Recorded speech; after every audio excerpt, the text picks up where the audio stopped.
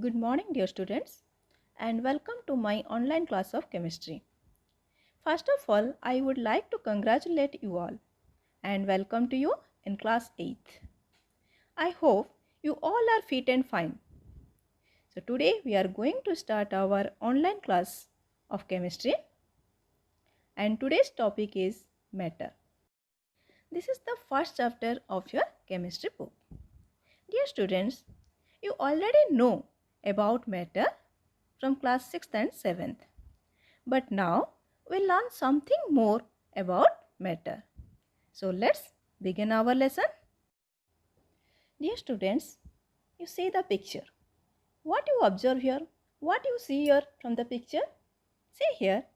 Here one sofa is there, chair is there, pillow is there, table is there, glass is there. So what you find? Why I show you? See, these are all the examples of matter. Why these are the examples of matter? Because these all are having mass and occupy some space and also perceived by our sense. This is because they are known as or they are called as matter. So, according to the definition, matter means what? Anything that has mass and occupies space and perceived by our sense are called as matter. Now also where you are sit, you can find so many things around you. What you find? You can see your pen, table, chair, computer, TV, etc. etc. All are the examples of matter. So what you know about matter? Matter means anything that has mass and occupy space and perceived by our senses. That is called matter. So let's move to next, that is composition of matter. So matter in any state is composed of small particles. What are the small particles? That is ions, atoms and molecules. So let's discuss about these small particles, that is atoms. What do you mean by atoms? Atom is the smallest particle of an element which can take part in a chemical reaction. But remember, they cannot be exist independently, but take part in the chemical reaction. It is the smallest part of that element and it consisting of also what? Proton, electron and neutron. Where you will be get the proton and neutron at the center of the atom and electrons are revolving around the nucleus. So, what are the examples? Examples are oxygen, hydrogen, nitrogen, chlorine, fluorine, etc. All are what? Examples of atoms. Remember that it is the smallest particle which can be take part in a chemical reaction but cannot be exist independently. And example of atoms are oxygen, hydrogen, chlorine, nitrogen, etc. And the next one is molecules.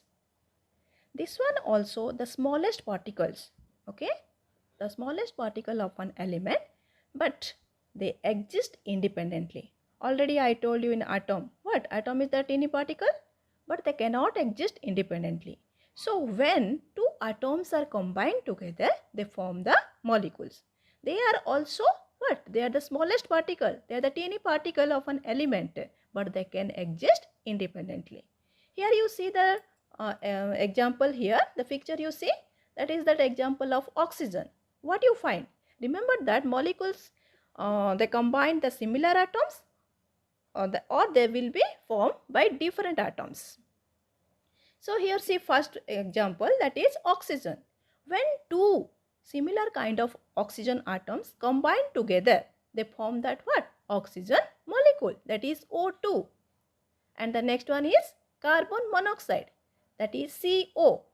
That means when one atom of carbon combined with one atom of oxygen, they form that carbon monoxide. And the third one is carbon dioxide. Here you see one atom of carbon combined with two atoms of oxygen, then form that what? Carbon dioxide. And the last example see here, that is the example of methane, CH4. That means when one carbon atom combined with 4 hydrogen atom, they form that what? CH4, that is methane molecule. So what you find? Molecule means when two atoms or more than two atoms combine together. They may be similar or may be different. They form that molecules. Example of molecule are what? Oxygen, carbon dioxide, carbon monoxide, hydrogen, nitrogen, okay, N2H2. These are the examples of molecules. And the next one is ions. Ions are the charged particles which are formed by gain or loss of electrons by an atom. Remember that they may be gain or may be loss the electron. That means, see here the example, here is fluorine atom is there. That atomic number is 9. So the electronic configuration, you already know that 2, 7.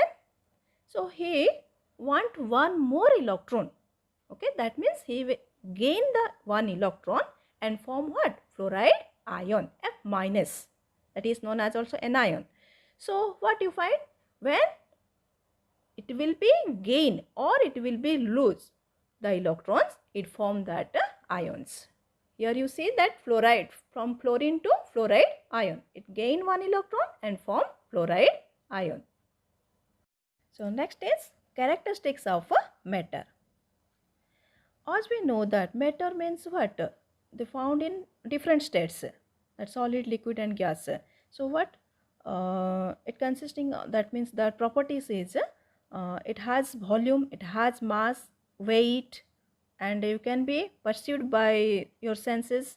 Okay. So what is volume? Volume means what? Here the matter occupies space. You know that if it matter means what? It occupies space. So that so volume means that is the space occupied by matter. It's called its volume. Understand? That means the space occupied by the matter is called its volume. And remember, every matter that occupies space, if it is matter, that means it occupies space. And what do you mean by mass? Mass means that means the amount of matter present in that body, or the quantity of matter contains in a body is known as mass. And remember, if it is matter, that it must be contained, it has mass and it occupies space. And next one is weight. If it is mass, then it obviously it has weight. What do you mean by weight? Weight means the gravitational pull on matter. Okay, that is the attraction power on that matter is known its weight. And next is perceiving of matter. That means you can be perceived by your senses. For example, if an soap is there, then how can you know that? That means you will see that soap by your eye and you can find out that is the soap. And like this also smelling or touching. Okay, these are that you know that your 5 sense organs. By the sense you know that what type of matter. If it is milk, then you know it is liquid state. Okay, so a matter can be, matter means it has most volume, mass, weight and perceiving the matter. So matter, it consisting of both the living things and non-living things. Living things means you know that the plants, animals, okay, human beings, that they are belongs to living things. And non-living means air, water. Okay, that means see here, air you can't see, but you can be feel it. So it is an also example of what? Matter. Water, it is an example of matter. So these are that non-living things.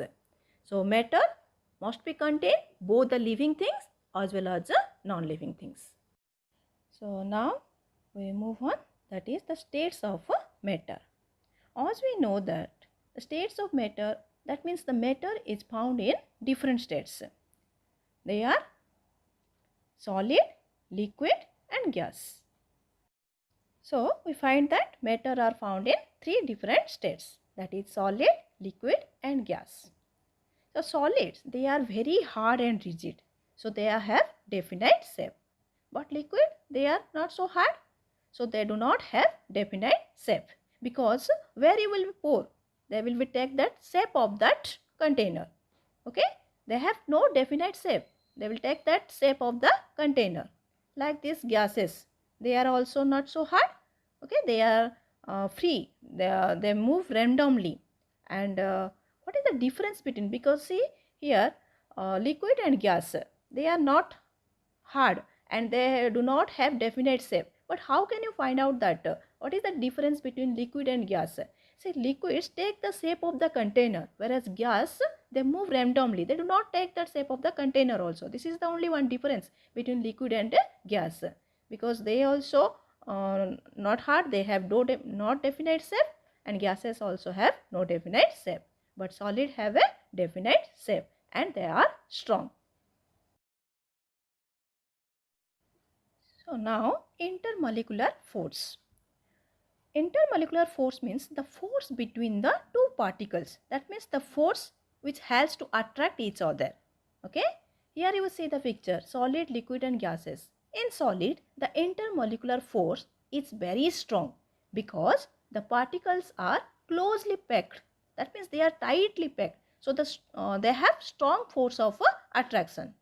But in liquid, you see here, in liquid the particles are far from each other. That is little far from each other. So the force of attraction here is less as comparison to the solids. So in liquids, the force of attraction is less. But in gases you see here the particles are far from each other. That means they move randomly. So the force of attraction is very less as comparison to that solids and liquids. So the force of attraction in gas is least. Okay. So here what you find? The intermolecular force of attraction in case of solid is very strong, in liquid less, and in gas it is very least. So now we'll discuss that the characteristics properties in comparison between that solid, liquid and gas. So in solids, the particles are tightly or closely packed. See here the figure. From the figure you can find out the particles are tightly and closely packed. And the gaps between the particles are very small. That means very tiny. And so that it is tough to compress them because there is no gap. So you can't be compress them.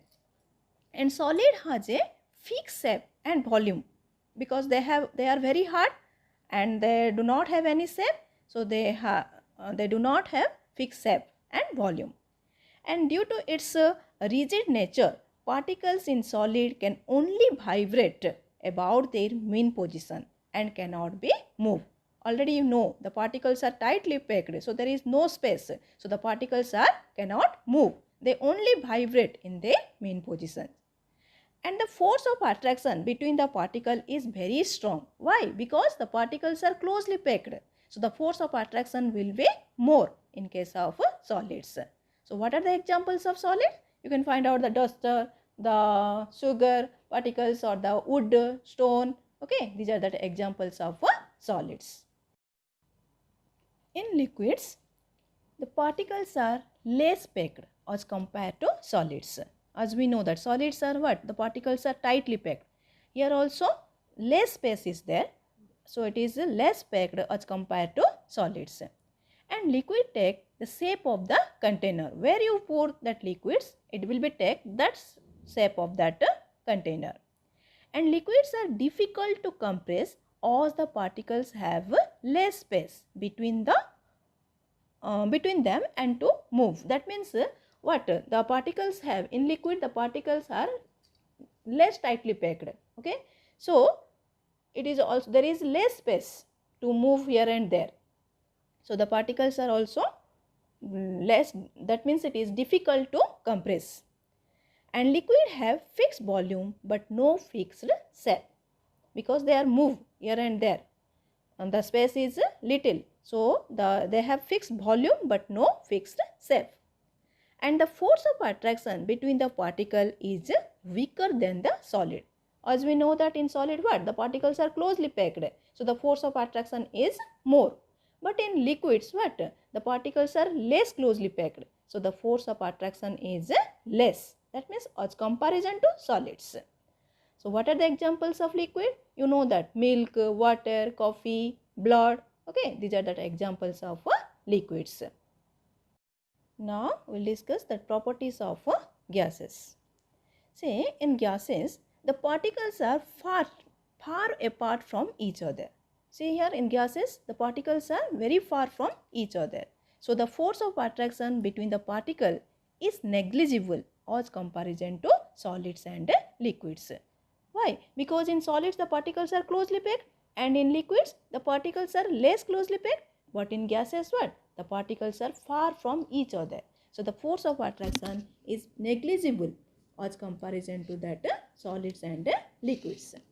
And gases have neither a fixed volume nor a fixed shape. Because what? They can move freely. So they move here and there. So they do not have fixed volume or neither a fixed shape. And gaseous state has the highest compressibility. Why? Because the space is more, so you can easily compress it. Okay, because the particles are far from each other, so the force of attraction is less, so you can easily compress it. So gaseous state has the highest compressibility. And what are the examples of gases? As we know that air is an example of gaseous state. You can say that water vapor, that hydrogen, oxygen, carbon dioxide. These are the examples of gases. So these are the particles, that means properties of the solid, liquid and gases. Here you see the diagrams how the particles are arranged in case of solid, liquid and gases. So in solids the particles are tightly packed and in liquids the particles are less closely packed and in gases they are far from each other. So in the next video we'll discuss the kinetic molecular theory of matter and the change of state of matter. So and finally I request all the students that you stay at home and be safe. Thank you.